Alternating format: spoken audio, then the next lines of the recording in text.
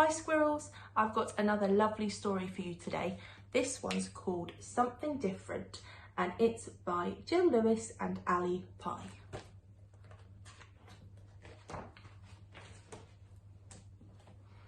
It was Nancy the 9th, which as every little something knows, is stargazing night. The sky was very dark and very clear. The only lights were in the lanterns that the little somethings carried up to the stargazing stones. Everyone found a space, pulled out their bingo cards and stared up at the sky. Everyone, that is, except Bob, who was doing something different. Just then, the stars came out and twinkled and the display began. "We see Diamond Star," cheered 4 of the little somethings. They crossed it off on their bingo cards and everyone settled back down. Everyone, that is, except Bob, who was doing something different. "I see Sapphire Star," cried Sparky, and everyone cheered. Everyone, that is, except Bob, who was doing something different.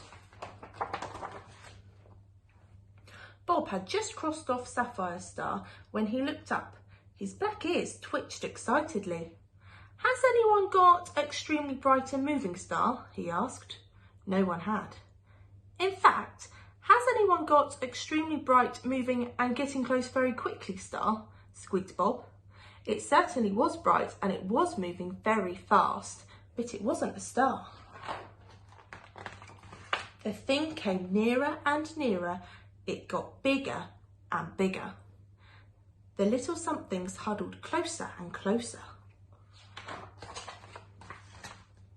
The thing landed beside the stargazing stones. Thump, bump. The little somethings were terrified. Then the door opened. The little somethings stared and held their breath.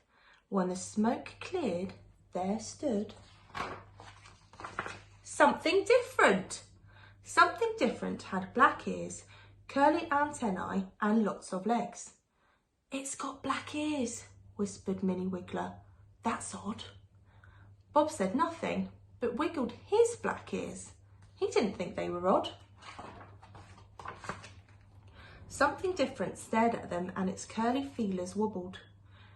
"It's got curly feelers," whispered Skedaddler. "That's very odd." Minnie Wiggler felt his curly feelers. He didn't think they were very odd.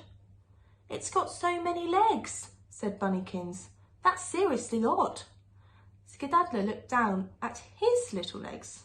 He didn't think having lots of legs was odd at all. "Zoof," said Something Different, and it pointed at the sky. "Run and hide," yelled Minnie Wiggler. All the little somethings, except Bob, rushed behind the rocks. "Zoof, zoof," said Something Different. Only Bob could see the big fat tear plop down on his face.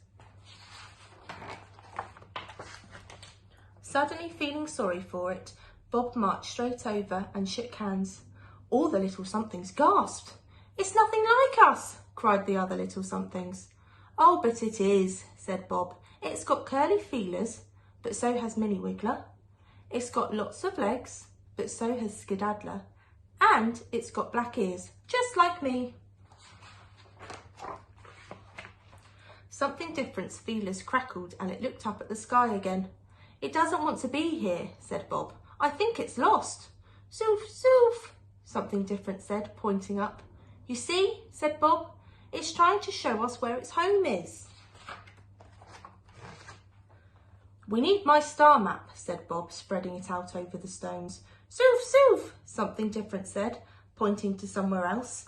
"Ah," said Bob, "you live there and we're here. You turned left instead of right." Something Different did a happy dance because now he knew how to get home. Everyone laughed and joined in. "Say shooting star," said Bob, taking a photograph. Then it was time to wave goodbye. Within moments, Something Different was nothing more than a bright light whooshing through the sky.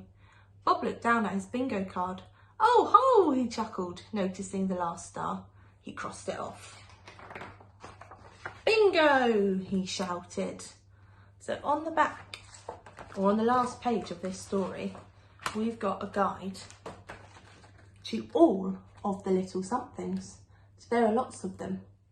So you could have a go at thinking of your own little something, and perhaps you could describe it to us, or you could even have a little go at drawing one.